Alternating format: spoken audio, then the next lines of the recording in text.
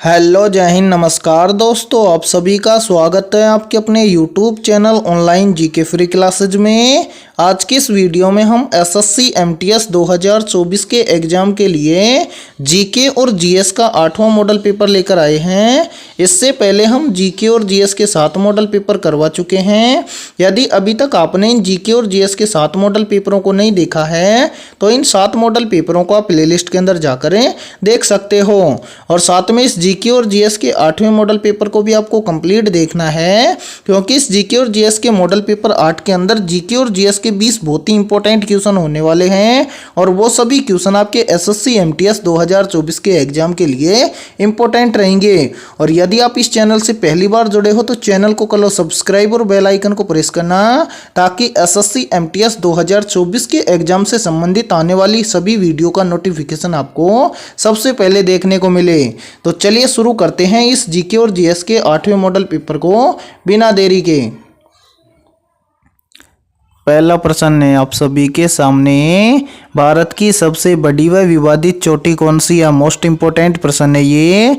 Option A है Kanchenjunga, option B है mount Elizabeth, option C है गॉडविन ऑस्टिन और ऑप्शन डी है माउंट आबू।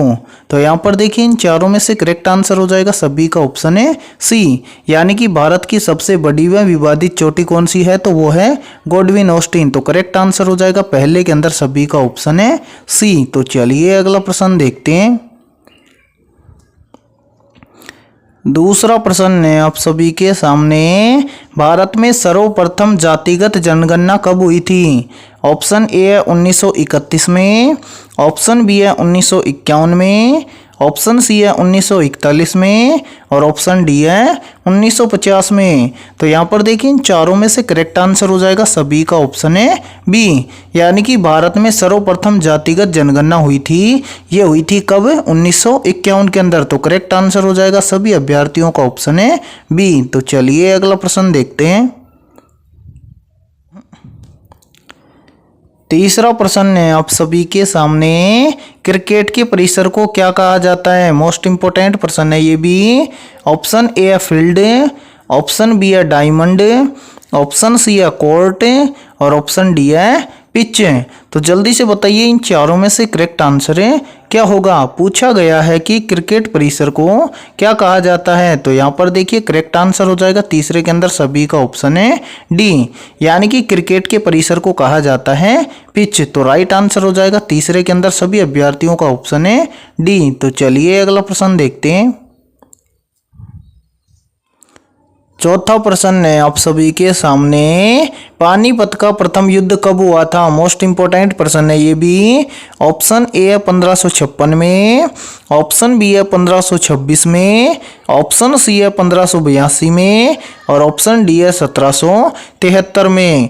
तो जल्दी से बताइए कमेंट सेक्शन के अंदर कि इन चारों में से करेक्ट आंसर है क्या होगा?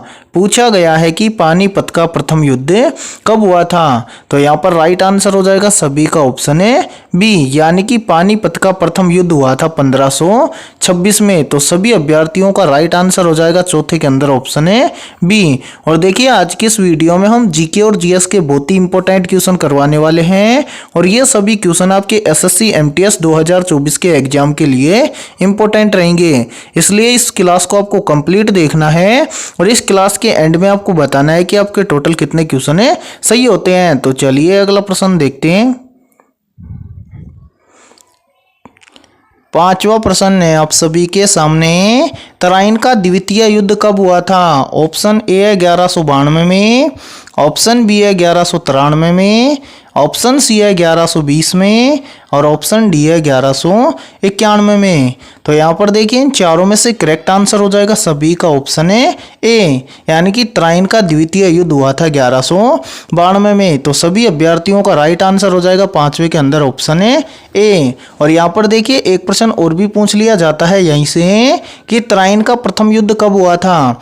तो याद रखना तराइन का प्रथम युद्ध हुआ था 1191 में। ठीक है, तो चलिए अगला प्रश्न देखते हैं। छठा प्रश्न है आप सभी के सामने, मानव शरीर की सबसे छोटी हड्डी कौन सी है? ऑप्शन ए है फीमर, ऑप्शन बी है टीबिया, ऑप्शन सी है फिबुला और ऑप्शन डी है स्टेपीज। तो यहाँ पर देखिए इन चारों में से करेक्ट आंसर हो जाएगा सभी का ऑप्शन है डी, यानी कि मानव शरीर की सबसे छोटी हड्डी कौन सी होती है, तो वो होती है स्टेपीज। तो करेक्ट आंसर हो जाएगा छठे के अंदर ऑप्शन है डी। और यहाँ पर देखिए याद रखना पूछ लिया जाता है कि मानव शरीर की सबसे छोटी हड्डी कौन सी है, तो आप याद रखना कौन सी है, स्टेपीज। और यहाँ से पूछा भी जाता है कि जो मानव शरीर की सबसे छोटी हड्डी है स्टेपीज, ये कहाँ पर पाई जाती है, तो याद रखना ये पाई जाती है कान में, ठीक है। और इसी के साथ में यहाँ पर एक प्रश्न और भी पूछा जाता है कि मानव शरीर की सबसे बड़ी हड्डी कौन सी है, तो याद रखना मानव शरीर की सबसे बड़ी हड्डी है फीमर। और ये कहाँ पर पाई जाती है, तो याद रखना ये पाई जाती है जांघ के अंदर, ठीक है। तो करेक्ट आंसर हो जाएगा इस प्रश्न के अंदर ऑप्शन है डी। तो चलिए अगला प्रश्न देखते हैं।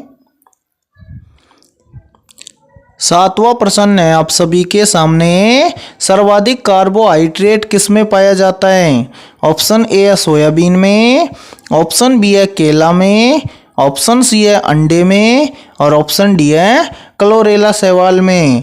तो यहाँ पर देखिए इन चारों में से करेक्ट आंसर हो जाएगा सभी का ऑप्शन है बी, यानी कि सर्वाधिक मात्रा में कार्बोहाइड्रेट पाया जाता है केला में, ठीक है। तो चलिए अगला प्रश्न देखते हैं। आठवां प्रश्न है आप सभी के सामने, नवजात शिशुओं में कुल कितनी हड्डियां होती हैं। मोस्ट इंपोर्टेंट प्रश्न है ये।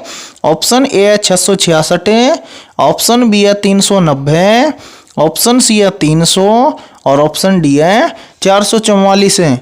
तो यहाँ पर देखिए करेक्ट आंसर हो जाएगा सभी का ऑप्शन है सी, यानी कि नवजात शिशुओं में कुल हड्डियां होती हैं 300। तो करेक्ट आंसर हो जाएगा आठवें के अंदर सभी का ऑप्शन है सी। तो चलिए अगला प्रश्न देखते हैं। नौवां प्रश्न है आप सभी के सामने, जल का पीएच मान कितना होता है। ऑप्शन ए है 11, ऑप्शन बी है 9, ऑप्शन सी है 7 और ऑप्शन डी है 10 है। तो यहाँ पर देखिए इन चारों में से करेक्ट आंसर हो जाएगा सभी का ऑप्शन है सी, यानी कि जल का पीएच मान होता है 7। तो करेक्ट आंसर हो जाएगा 9 के अंदर सभी का ऑप्शन है सी। तो चलिए अगला प्रश्न देखते हैं। 10वां प्रश्न है आप सभी के सामने, भारत के संविधान को बनाने में कुल कितना समय लगा था। मोस्ट इंपोर्टेंट प्रश्न है ये। चाहे तो आप इस प्रश्न का स्क्रीनशॉट भी ले सकते हैं या फिर आप इस प्रश्न को नोट भी कर सकते हैं। काफी बार एग्जाम के अंदर पूछा गया प्रश्न है। पूछा गया है कि भारत के संविधान को बनाने में कुल कितना समय लगा था। ऑप्शन ए है 2 वर्ष 11 माह 19 दिन, ऑप्शन बी है 2 वर्ष 11 माह 12 दिन, ऑप्शन सी है 2 वर्ष 11 माह 18 दिन, और ऑप्शन डी है 2 वर्ष 11 माह 17 दिन। तो जल्दी से बताइए इन चारों में से करेक्ट आंसर है क्या होगा। तो यहाँ पर देखिए जिस भी अभ्यर्थी ने ऑप्शन सी कमेंट किया है कमेंट सेक्शन के अंदर है, तो उन सभी का करेक्ट आंसर हो जाएगा ऑप्शन है सी, यानी कि भारत के संविधान को बनाने में कुल समय लगा था 2 वर्ष 11 माह 18 दिन। तो करेक्ट आंसर हो जाएगा 10वें के अंदर सभी का ऑप्शन है सी।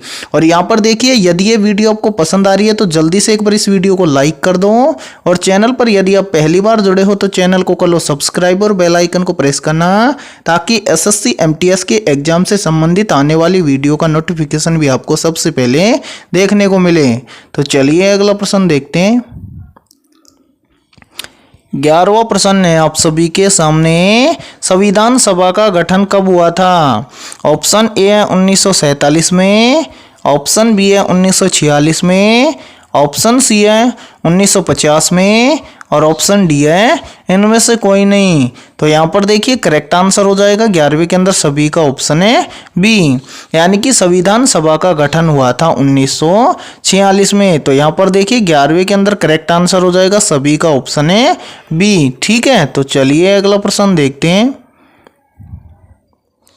12वां प्रश्न है आप सभी के सामने, भारत में सर्वाधिक वर्षा कहां पर होती है। वेरी वेरी इंपॉर्टेंट प्रश्न है ये भी। ऑप्शन ए है कोलकाता में, ऑप्शन बी है चेरापूंजी में, ऑप्शन सी है हरियाणा में, और ऑप्शन डी है कर्नाटक में। तो यहाँ पर देखिए इन चारों में से करेक्ट आंसर हो जाएगा सभी का ऑप्शन है बी, यानी कि भारत में सर्वाधिक वर्षा कहाँ पर होती है। तो देखिए भारत में सर्वाधिक वर्षा होती है चेरापूंजी में। तो करेक्ट आंसर हो जाएगा सभी का ऑप्शन है बी। तो चलिए अगला प्रश्न देखते हैं। 13वां प्रश्न है आप सभी के सामने, सीमा सुरक्षा बल यानी कि बीएसएफ की स्थापना कब हुई थी? ऑप्शन ए है 1962 में, ऑप्शन बी है 1939 में, ऑप्शन सी है 1965 में और ऑप्शन डी है 1948 में। तो जल्दी से बताइए इन चारों में से करेक्ट आंसर है क्या होगा? पूछा गया है कि सीमा सुरक्षा बल यानी कि बीएसएफ की स्थापना कब हुई थी? तो यहाँ पर देखिए करेक्ट आंसर हो जाएगा सभी का ऑप्शन है सी, यानी कि बीएसएफ की स्थापना हुई थी 1965 में। तो यहाँ पर देखिए 13वें के अंदर करेक्ट आंसर हो जाएगा सभी का ऑप्शन है सी। तो चलिए अगला प्रश्न देखते हैं। 14वां प्रश्न है आप सभी के सामने, अफगानिस्तान की राजधानी का नाम क्या है? ऑप्शन ए है ढाका, ऑप्शन बी है काबुल, ऑप्शन सी है थिम्पू और ऑप्शन डी है इस्लामाबाद। तो यहाँ पर देखिए करेक्ट आंसर हो जाएगा 14वें के अंदर सभी का ऑप्शन है बी, यानी कि अफगानिस्तान की राजधानी का नाम है काबुल। तो 14वें के अंदर सभी के सभी अभ्यर्थी कर लेंगे ऑप्शन है बी राइट आंसर। ठीक है, तो चलिए अगला प्रश्न देखते हैं। 15वां प्रश्न है आप सभी के सामने, निम्न में से कौन सी पुस्तक रविंद्रनाथ टैगोर के द्वारा लिखी गई थी? वेरी वेरी इंपॉर्टेंट प्रश्न है ये भी। तो एक काम कीजिए, इस प्रश्न का आप स्क्रीनशॉट ले लीजिए, बहुत इंपॉर्टेंट प्रश्न है ये। और देखिए काफी पर पूछा जाता है और खासकर रविंद्रनाथ टैगोर के द्वारा लिखी गई पुस्तकों के बारे में तो जरूर प्रश्न पूछा जाता है। और यहाँ पर देखिए पूछा गया है कि निम्न में से कौन सी पुस्तक रविंद्रनाथ टैगोर द्वारा लिखी गई थी? ऑप्शन ए है जंगल बुक, ऑप्शन बी है गीतांजलि, ऑप्शन सी है गुड अर्थ और ऑप्शन डी है गाइड। तो यहाँ पर देखिए इन चारों में से करेक्ट आंसर हो जाएगा 15वें के अंदर सभी का ऑप्शन है बी, यानी कि रविंद्रनाथ टैगोर के द्वारा लिखी गई पुस्तक है गीतांजलि। तो करेक्ट आंसर हो जाएगा 15वें के अंदर सभी का ऑप्शन है बी। तो चलिए अगला प्रश्न देखते हैं। 16वां प्रश्न है आप सभी के सामने, श्रीनगर निम्न में से किस नदी के किनारे स्थित है? ऑप्शन ए है ब्रह्मपुत्र नदी के किनारे, ऑप्शन बी है यमुना नदी के किनारे, ऑप्शन सी है गंगा नदी के किनारे और ऑप्शन डी है झेलम नदी के किनारे। तो यहाँ पर देखिए करेक्ट आंसर हो जाएगा सभी का ऑप्शन है डी, यानी कि श्रीनगर झेलम नदी के किनारे स्थित है। तो राइट आंसर हो जाएगा 16वें के अंदर ऑप्शन है डी। तो चलिए अगला प्रश्न देखते हैं। 17वां प्रश्न है आप सभी के सामने, राक्सताल झील कहाँ पर स्थित है?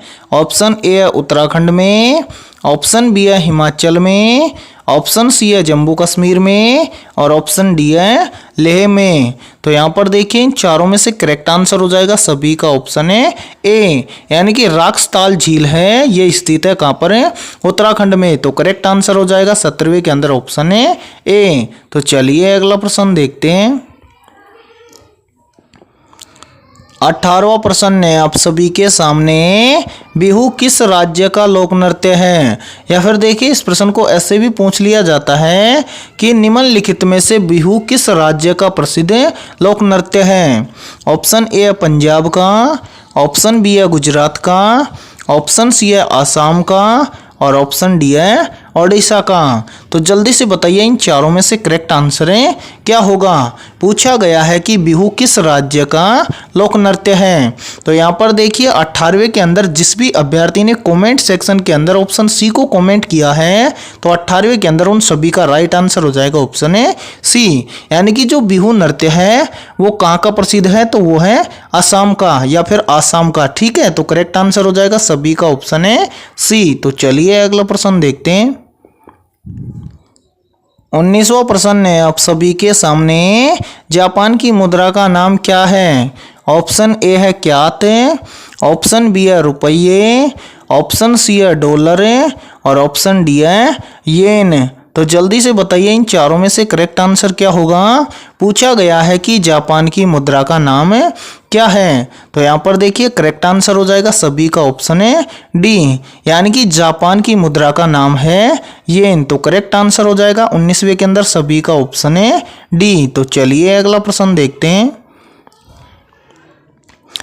20वां प्रश्न है आप सभी के सामने, लिथियम का परमाणु क्रमांक कितना है?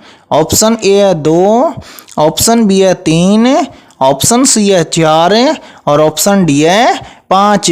तो यहाँ पर देखिए करेक्ट आंसर हो जाएगा सभी का ऑप्शन है बी, यानी कि लिथियम का परमाणु क्रमांक कितना है, तो लिथियम का परमाणु क्रमांक है 3। तो करेक्ट आंसर हो जाएगा 20वें के अंदर सभी का ऑप्शन है बी।